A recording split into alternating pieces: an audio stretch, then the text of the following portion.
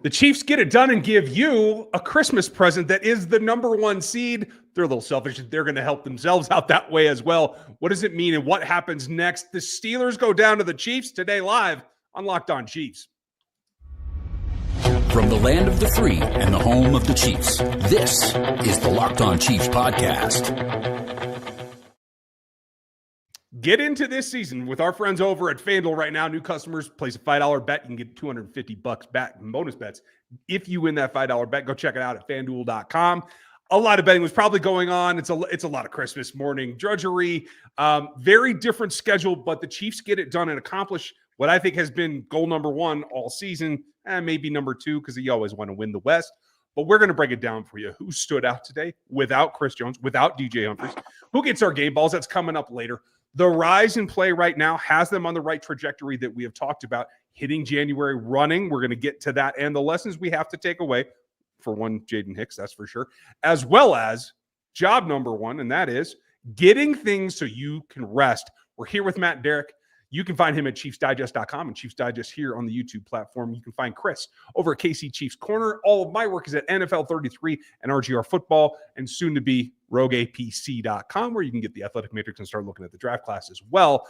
Thanks for making us your first listen. Make another Locked On show your next one. Like, sub, hit the bell, do all the things. Check us out at 816-357-8781 if you want the text line. You want it right to your phone every time something cool happens, like getting the first round bye. This has been pillar number one of the three-peat for me all season. I know that they got to put the AFC West title probably first, Matt, but this is a significant checkbox for this team and its chances. How do you think that they got there, and how did you feel they looked doing it? Yeah, you're right. I mean, this team basically has 4 goals every year, 5 goals, playoffs, AFC West, number one seed, AFC Championship, Super Bowl. So they've got 3 legs down, and how'd they do it? They did it in all phases. This was, hey, there was a couple of rough moments on special teams, so I don't want to gloss over that. But and the defense, I mean, you did give up 155 yards rushing on 24 carries to Pittsburgh's top 2 backs. So wasn't a super clean game there, but offense was spectacular. I mean, I think that they, except for maybe one really stretch, I mean, Mahomes was just about dead perfect today.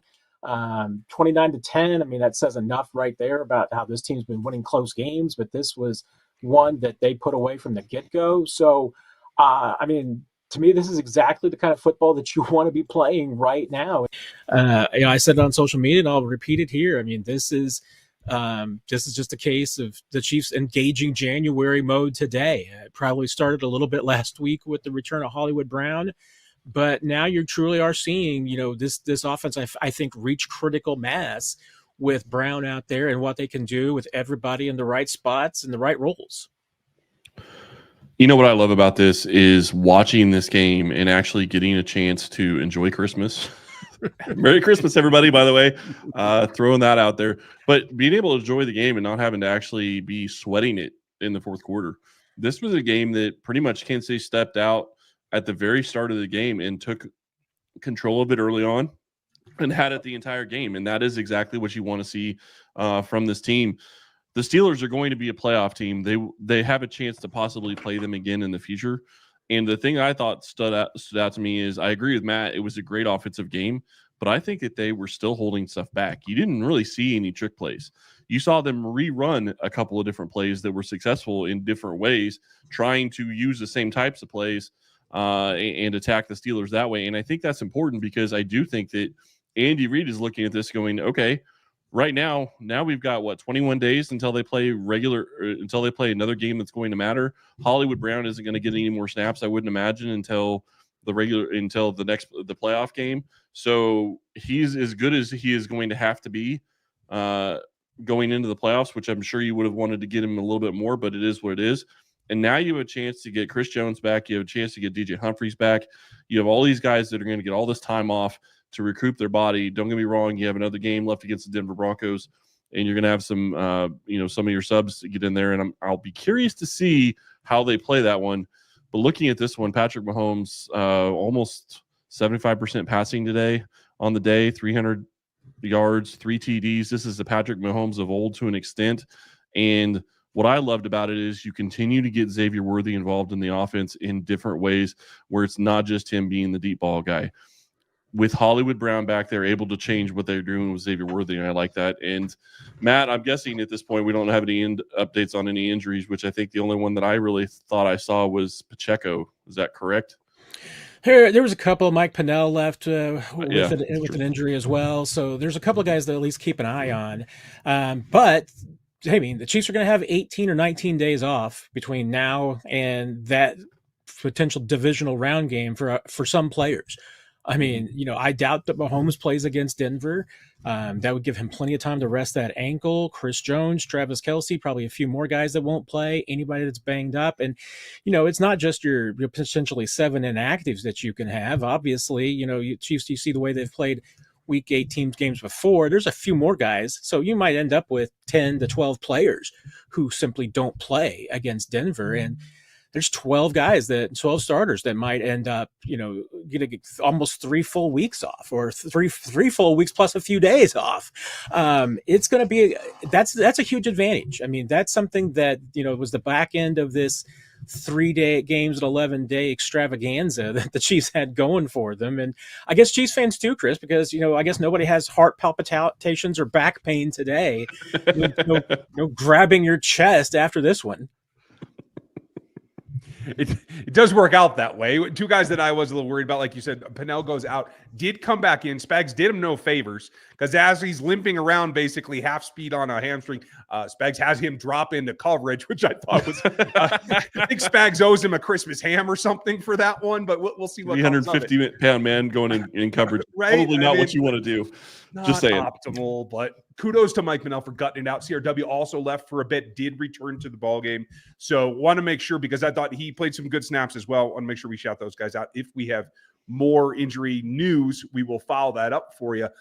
A couple of standouts, and this whole team is getting ready to rise. The rest will certainly help. There's a few takeaways as well. We're going to get to those coming up next. Did Rocket Money help you find any subscriptions you forgot about or that you were paying for twice? They definitely happened to me, and they helped a lot. There's a few subscriptions I didn't even realize I was still paying for. Rocket Money made it easy to track them all down. It's like having a personal assistant on your finances. Rocket Money is a personal finance app that helps you cancel the unwanted subscriptions, monitoring your spending, and helps you lower your bills and everything that you're spending to grow your savings. It brings everything together in one place, helps you, whether it's your subscriptions, your spending habits, or your goals that you want for this year. Rocket Money has 5 million users, and they've saved over 500 million in canceled subscriptions, saving members up to $740 a year when they're using the app's premium services. Cancel your unwanted subscriptions right now and reach your financial goals faster with Rocket Money. Go to rocketmoney.com/lockedon today. That's rocketmoney.com/lockedon. rocketmoney.com/lockedon.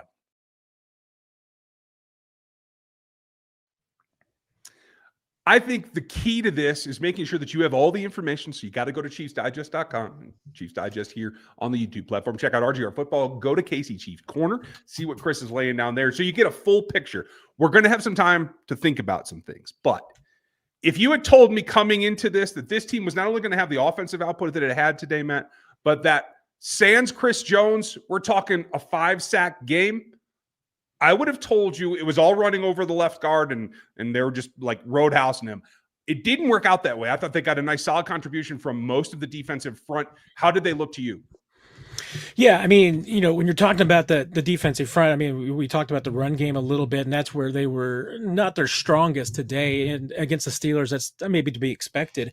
But again, 5 sacks today against Russell Wilson. That's just continuing. I think that's now going to be 16 sacks in the last 4 games for this team.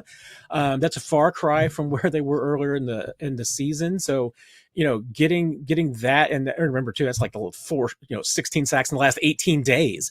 It's almost a sack a day. And then +2 on the turnovers again.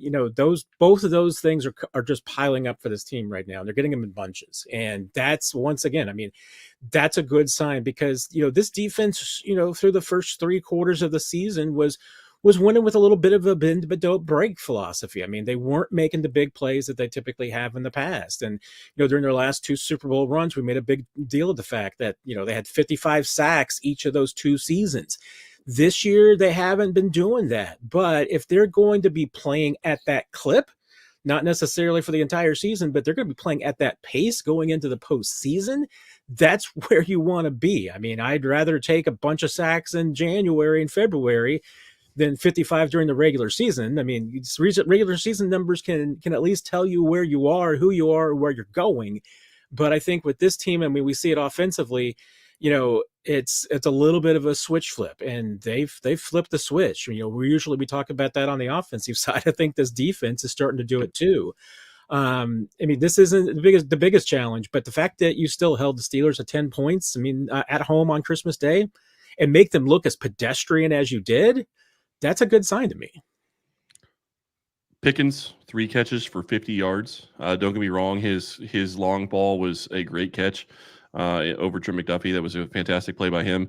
But to keep him to 50 yards, when you look at the rushing, they had 2 guys that basically went for 70 yards apiece, so they allowed a little bit more rushing than they have in the past. I think Chris Jones has a part to play in that. But the other thing that really stands out to me is you're in a situation where you talk about being 2-0 or up 2 in the turnover ratio, and a little bit of a stat note: Mahomes' interception on the 2-point conversion doesn't count against the stats, so it doesn't count as a turnover. That I thought is interesting. But so you throw the ball up in the air and try to get a play. If it doesn't work out, it doesn't work out. As long as they don't return it, it doesn't really matter. Just a failed PAT. Just right, like a 48-yard field goal PAT. And the thing I think will be interesting to me to watch, and I know we're talking about a win, but the things that they need to clean up, they need to figure out the special teams penalties. They had 2 of them that really cost them. It ended up not costing them points necessarily on one of them, but then they came back and ended up giving up a field goal. Those are small things that you need to get better at. Justin Reed, I know, is going to take care of that on the the field goal attempt. I get that, but can't give them 12 men on the field on a punt play. But there are so many things to look at this game and say, this is the team that you're expecting to see in January and February. And this is what's encouraging about it. Noah Gray had another good day today, both catching and blocking. He was very big in blocking for Travis Kelce when he got open in the open field a couple of times. This offense looks like it's going to be going places, especially with Hollywood Brown back. And they didn't really use DeAndre Hopkins today. He could have had a couple more plays, but he didn't really get used today. Less wear and tear on him. That's even better for the playoffs. Yeah, and this is a side note to this game, but it's just a quick diversion for me. Chiefs fans, I've heard a lot over the last couple of years have been like, Chiefs should have taken George Pickens. Think how good this offense would be with George Pickens. Chiefs fans got a close-up look today about why the Chiefs did not take George Pickens. The stats are incredible, and I get it. I mean, you look at the numbers, the Steelers' offense is better with him on the field than it is without him on the field. But you also saw him cost them points today. You saw them even cost them yards and opportunities, because that's George Pickens. He's not going to follow through on every single play. He's going to pout. He's going to have those emotions. That was what worried the Chiefs coming in and why they didn't have him on their board. So you got in a nutshell today about why he's not a Chief. But hey, honestly, I mean, you look at the way this offense is doing. I mean, do they need George Pickens? I mean, when you're able to, have DeAndre basically just be your D-Hop, be your decoy, or be your guy that doesn't get the ball this week, that's going to happen. When you've now got that many targets, when you're trying to spread the ball to Xavier Worthy and Travis Kelce and D-Hop and Hollywood Brown, you're going to have, one of those guys is going to probably have a week where it's like, okay, this is just random chance your week to don't get the ball. It's starting to feel a lot like, this 2018, 2019 offense when you had a guy who could go off every single week. And I feel like that right now with them getting everybody healthy, I mean, that's who they could be in the postseason. If you told me that the Chiefs, that they might have in 3 games, they could have 3 different, 100-yard receivers, I'd believe it, because I think any of these guys are capable of that. One real quick note. Helps. I just want to throw this out. And Matt, you had a great point on that, but I want to throw another one out from me. I know people are frustrated about Jawan Taylor. He gutted through and played today, and he was going up against one of the best defensive ends in football. I will take him getting penalties in this game because Mahomes didn't get sacked. That's all I really care about. Keep him upright, keep him going. Sorry, Ryan, I didn't mean to interrupt, but I just want to point that out because I think that was a huge thing for Jawan to be able to play and keep TJ off of Mahomes. And I'm going to interrupt.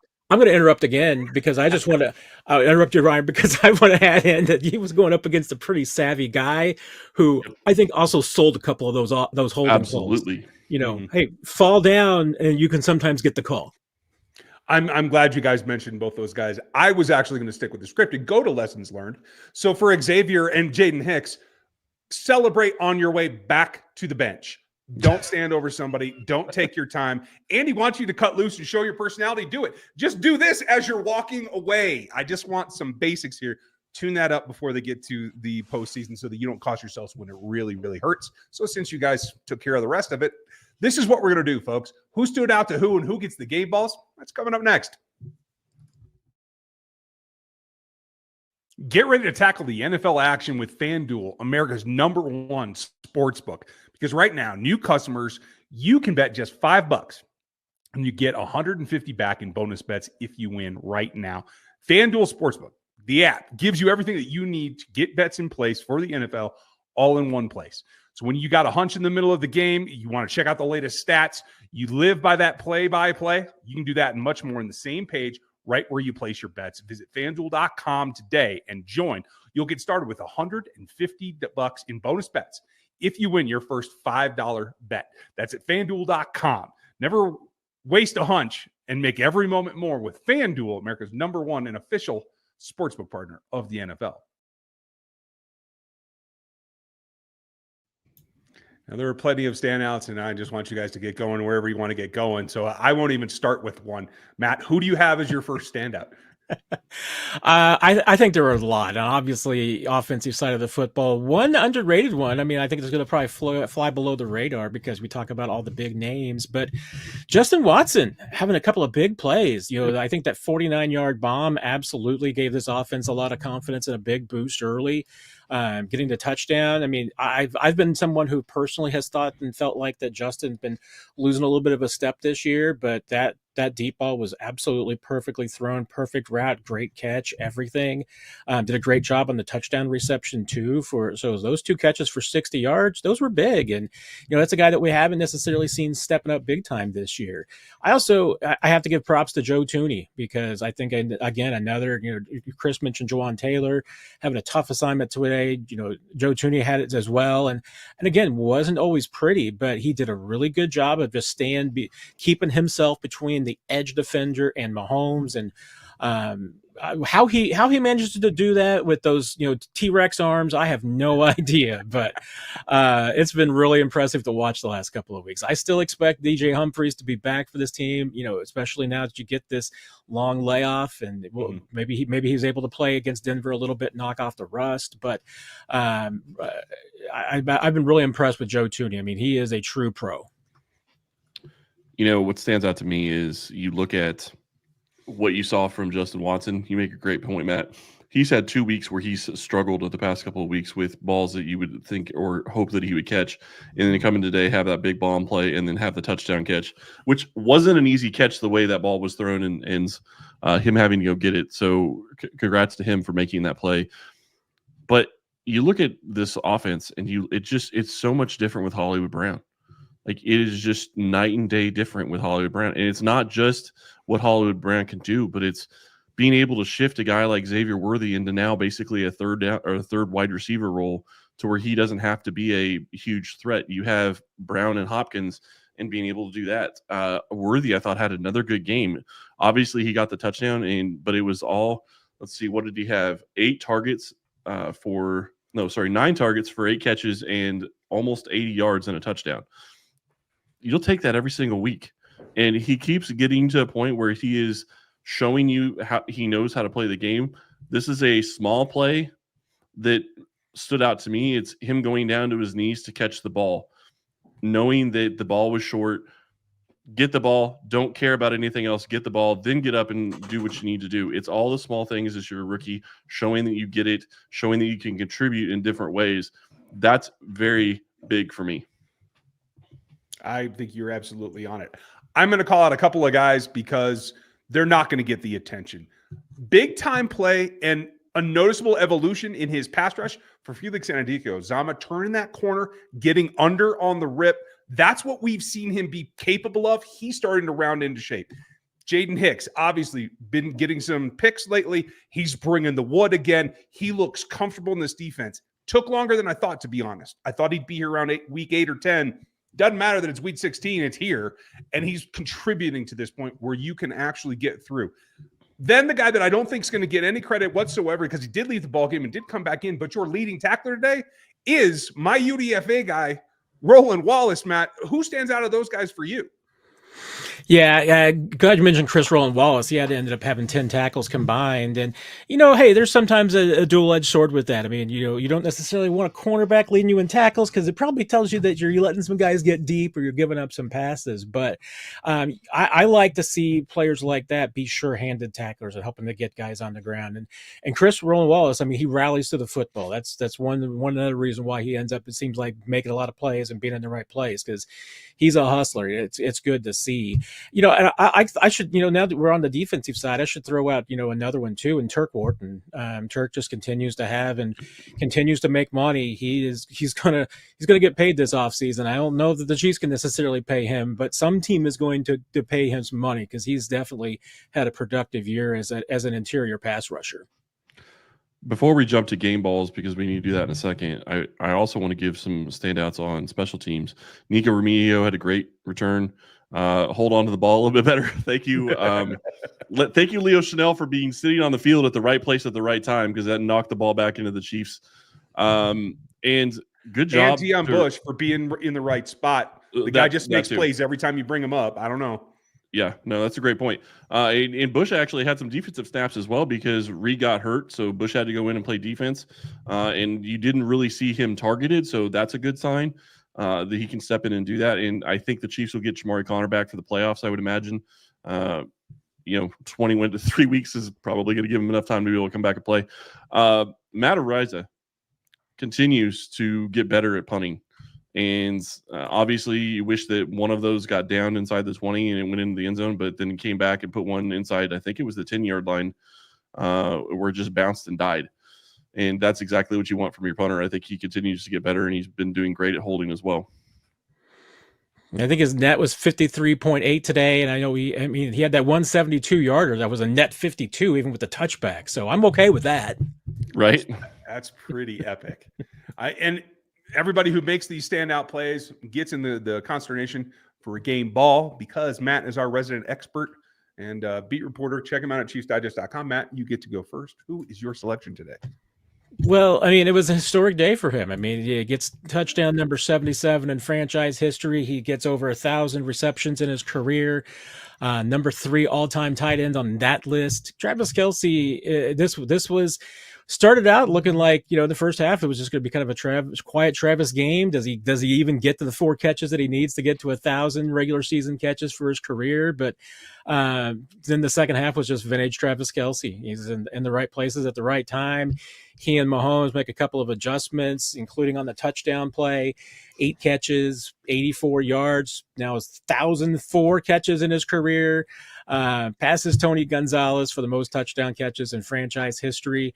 I don't know how Mahomes keeps track of all those footballs and tracks them all down for him so that Travis has got them all. But you saw a little bit of a rejuvenated Travis Kelce today, and now that he's going to have 25 days off probably before his next game, it should just have Travis ready for the postseason. So probably the end of the regular season for Travis, but and I know it wasn't always what he wanted, but it was a great way to end it today. Yeah, I thought he played fantastic, and I have to say, I loved his fake pitch out to DeAndre Hopkins. And after he got tackled, he pointed over to D-Hop, and D-Hop was ready for it, looked like, at least from what I could tell. But still great to see, and those guys are going to have chemistry. I think it's going to be a lot of fun to watch in the playoffs. Cannot wait to see it.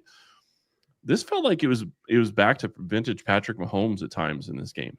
Early on in the first quarter, this Chiefs offense just came out of the gate and just was taking it to the Steelers. And that was not something that I expected. The Steelers have struggled on defense over the past couple of weeks, so that's not too surprising. But it was a little surprising that the Chiefs moved up and down the field and were able to get up 13 points. And basically that ended the game because the Chiefs ended up allowing only 10 points for the Steelers. So kudos to him. Patrick Mahomes gets my game ball. 3 touchdowns, over 300 yards. Like I said earlier, almost 75% passing. Don't get me wrong. There were a couple of plays where you're sitting there looking at it going, okay, that could have been an interception, but he still played well enough to get them the victory. And this game was never really close. It goes a long way to make that separation. It takes both sides of the field. So I, of course, now that you guys have gotten your game balls out of the way, we'll be taking the defense. Thank you very much.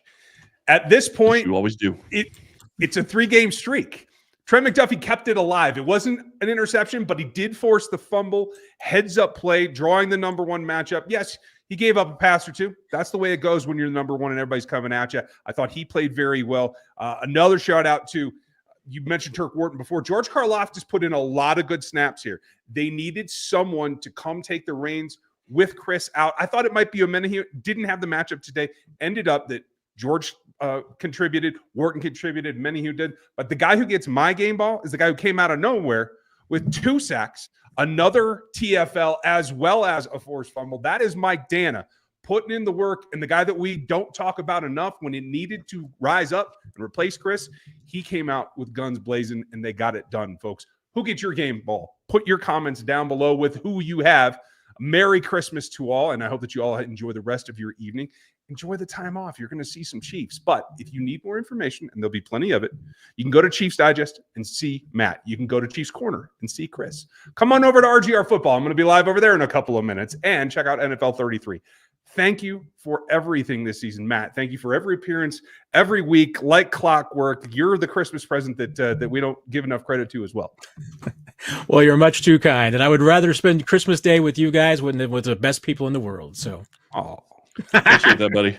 Thank you. Now I'm going to cry. All right. Well, Merry Christmas, everybody. Ryan is a crier. It's okay. It's all right. Yeah. Hey, it's just not TV. Thank you all. Enjoy your Christmas, the rest of it as you get ready. We'll be back with you. We'll have Fallout and everything that comes with it. We're getting ready for that playoff run. Make sure you like, sub, hit the bell. Chiefs Digest, Chiefs Corner, RGR Football. Have a great night. We appreciate you, and we will catch you next time.